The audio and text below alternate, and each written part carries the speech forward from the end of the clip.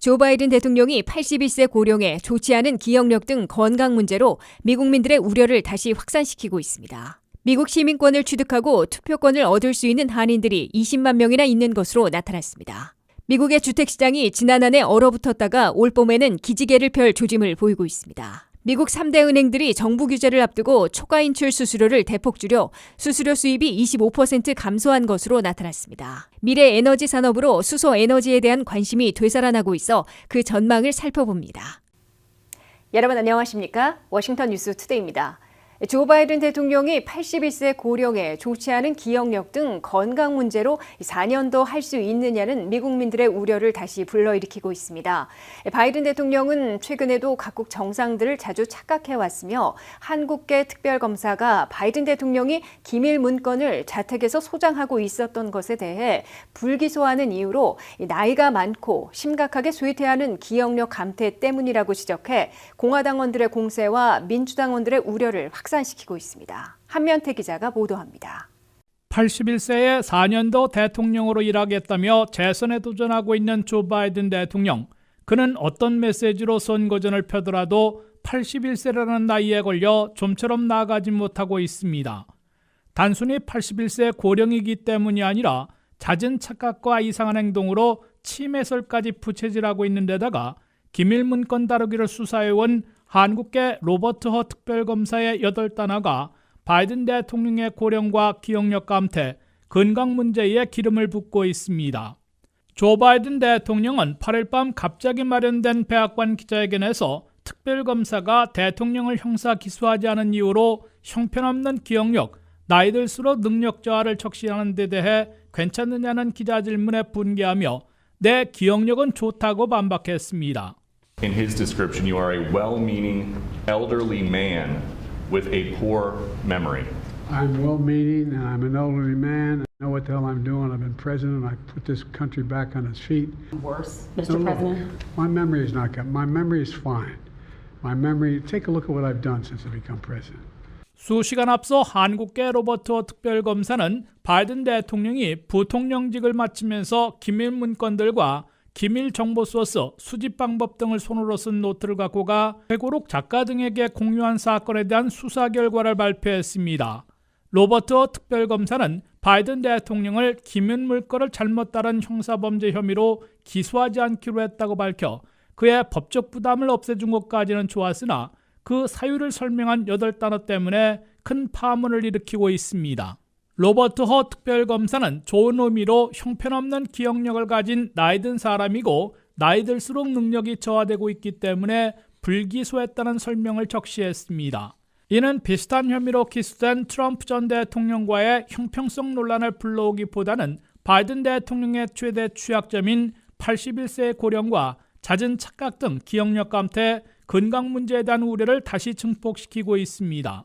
최근에도 바이든 대통령은 가자지구 휴전 협상에 참여하고 있는 이집트 대통령을 말해야 하는데 전혀 상관없는 멕시코 대통령을 언급했습니다.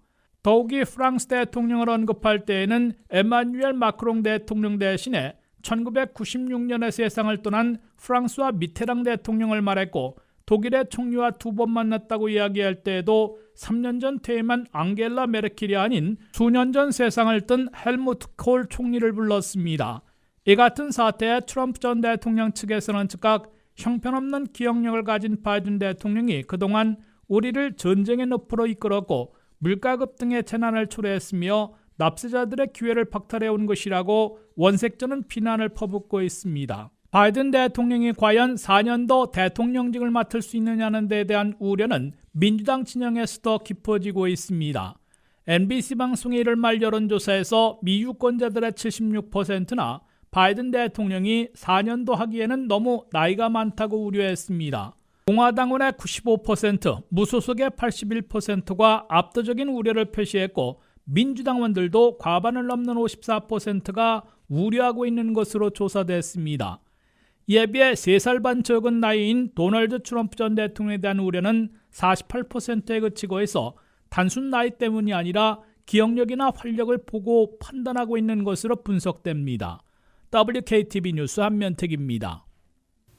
11월 5일 선거일 이전에 미국 시민권을 취득하고 투표권을 얻을 수 있는 한인들이 현재 20만 명이나 있는 것으로 국토안보부가 밝혔습니다. 이는 출신 국가별로 10위에 해당되는 것으로 한인 정치 파워를 신장시키기 위해선 이들의 시민권 취득과 유권자 등록, 실제 투표를 촉진해야 할 것으로 보입니다. 대선과 의회 선거를 함께 치르는 선거의 해에는 미국 시민권 취득과 신규 유권자 등록, 실제 투표율이 크게 높아지고 있습니다. 미국에서 한 표를 행사하려면 미국 시민권자로서 유권자 등록을 하고 실제 투표해야 합니다. 미국 대생은 자동적으로 미국 시민권자가 되지만 외국 대생들은 미국 영주권자를 먼저 취득한 후에 5년이 경과하면 미국 시민권을 신청할 수 있고 소정의 절차와 인터뷰 시험에 합격하면 선서를 하는 것으로 미국 시민권자가 됩니다. 선서장 밖에는 시민운동단체들이 기다렸다가 유권자 등록을 독려하기 때문에 그 자리에서 등록하고 선거일에 투표하면 됩니다. 2023년 현재 미국 시민권자를 제외하고 한인 영주권자들은 27만 명인 것으로 국토안보부는 집계하고 있습니다. 27만 명의 한인 영주권자들 중에서 5년이 경과돼 미국 시민권을 신청할 자격이 있는 사람들은 20만 명으로 국토안보부는 밝혔습니다. 출국 국가별 한인 영주권자들 27만 명은 9위에 해당되고 미국 시민권 신청 자격자들 20만 명은 10위를 기록하고 있습니다. 한국 태생 한인 영주권자들의 미국 시민권 취득률은 66%나 되고 있으나 아시아계 중에서 인도계와 필리핀계 등에는 밀리고 있습니다. 미국 전체에 거주하고 있는 외국 태생 영주권자들은 2023년 현재 1268만 명인 것으로 국토안보부는 밝혔습니다. 그중에서 미국 시민권을 신청할 자격이 있는 이민자들은 904만 명이나 되는 것으로 나타났습니다. 미국 시민권 유자격자들만 보면 멕시코 출신이 239만 명으로 단연 1위를 차지하고 있습니다. 2위는 중국인들로 55만 명에 달하고 있으며 3위는 쿠바계와 도미니카 공화국 출신으로 39만 명씩 있는 것으로 집계됐습니다. 5위는 필리핀계로 35만 명이 있으며 6위는 인도계로 29만 명이 있는 것으로 나타났습니다. 7위가 베트남계로 23만 명, 8위는 엘살바도르와 캐나다로 각 22만 명씩 있어 10위 한국보다 약간 많은 것으로 발표됐습니다. 각 주별 시민권 유자격자들을 보면 캘리포니아에 220만 명이나 거주하고 있습니다. 뉴욕에 115만 명이 있고 텍사스에 98만 명, 플로리다에 88만 명이 있는 것으로 나타났습니다. 뉴저지에 38만 명, 일리노이에 37만 명, 매사추세츠에 22만 명, 서부 워싱턴주에 19만 명, 버지니아에 18만 명, 애리조나에 18만 명, 조지아와 펜실베니아에 각 17만 명, 메릴랜드에 16만 명, 미시건에 14만 명, 노스캐롤라이나에 12만 명이 살고 있습니다. 미국 시민권 유자격자들이 많이 있는 주들에서 상당한 예산이 풀려 시민권 취득과 유권자 등록, 투표율 올리기 캠페인이 벌어지게 됩니다. 미국의 주택시장이 지난 한 해 얼어붙었다가 2024년 봄철에 기지개를 펼 조짐을 보이고 있습니다. 주택 모기지 이자율이 내림세를 보여 팔려고 나오는 매물이 늘어나 봄철 하우스 헌팅에 나설 채비를 하고 있으며 올 한 해 집값도 평균 2.2%는 오를 것으로 예상되고 있습니다. 안혜린 기자의 보도입니다. 최악의 한 해를 보낸 미국의 주택시장이 2024년 봄철에는 나아진 환경으로 살 집을 알아보러 다니는 하우스 헌팅이 기지개를 펼 조짐을 보이고 있다고 CBS 뉴스가 9일 보도했습니다. 특히 미국인들은 전형적으로 날씨가 풀리는 봄철에 편하게 살 집을 찾아보고 자녀들이 개학하기 전인 여름에 클로징하려는 성향을 보이기 때문에 봄철 하우스 헌팅이 곧 시작될 것으로 CBS 뉴스는 내다봤습니다. 내 집 마련에 나서는 주택 구입 희망자들은 봄철부터 모기지 이자율의 하락세, 이에 따른 매물의 증가, 비교적 소폭의 집값 상승으로 지난해보다는 나아진 주택시장 환경을 느끼게 될 것으로 CBS 뉴스는 전했습니다. 첫째 주택 모기지 이자율의 경우 프레디맥이 집계한 30년 고정 평균은 2월 8일 현재 6.64%인데 올 들어 1월과 2월에 6.6%대에서 머물러 있습니다. 모기지 이자율은 기준금리 인하에 맞춰 하락할 것으로 예상되고 있는데 3월 20일 대신 5월 1일 이후로 미뤄지고 있어 모기지 이자율도 다소 더디게 내릴 것으로 보이고 있습니다. 그럼에도 프레디맥은 올 1분기 6.4%, 2분기 6.2%, 3분기 6.0%로 내려가고 4분기에는 6% 아래인 5.8%까지 하락할 것으로 내다보고 있습니다. 둘째, 팔려고 나오는 매물이 봄철부터 서서히 늘어나 하우스 헌팅을 부채질할 것으로 예상되고 있습니다.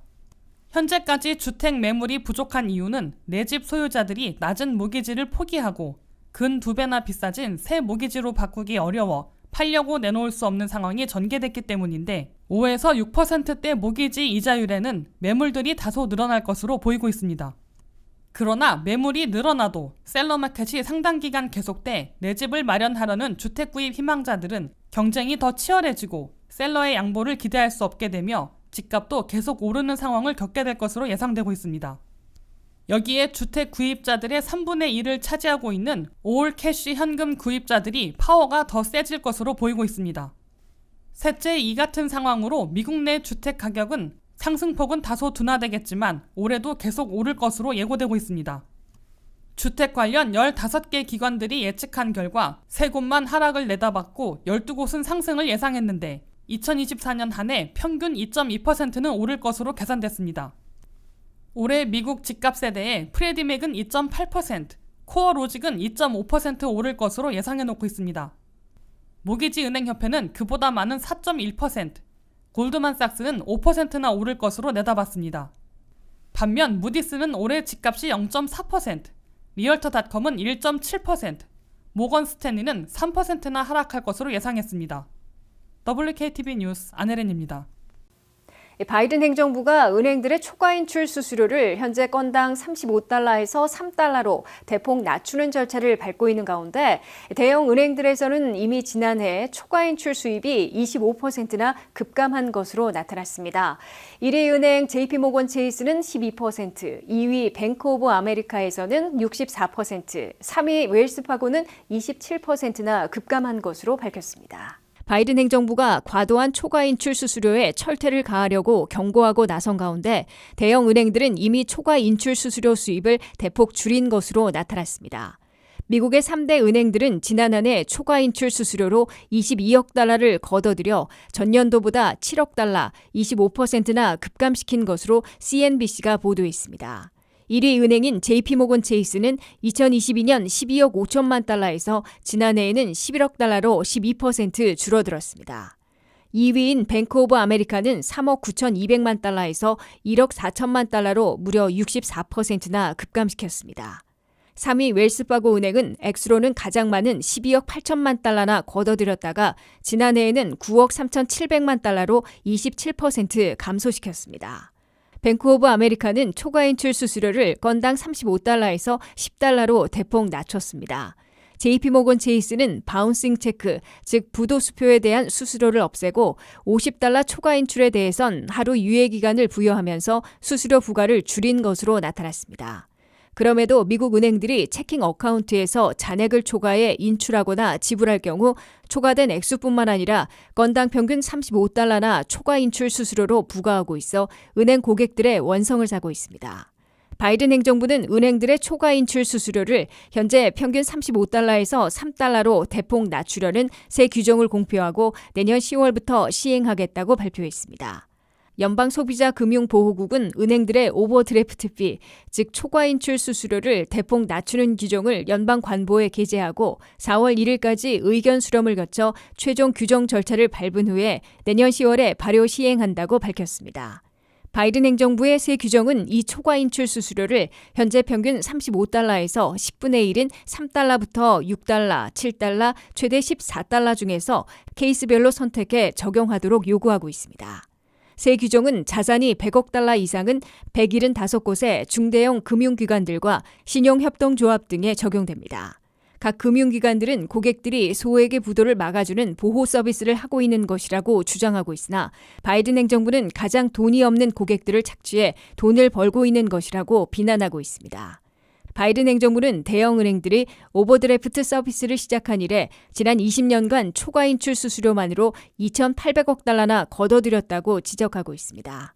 은행들이 거두어들인 초과 인출 수수료 수입 가운데 70%는 계좌에 잔고가 부족해 초과 인출 수수료를 자주 물어야 했던 저소득층 8%에게 집중 부과한 것으로 나타났다고 바이든 행정부는 비판했습니다. 이상으로 워싱턴 뉴스투데이를 마치겠습니다. 시청해주신 여러분 고맙습니다.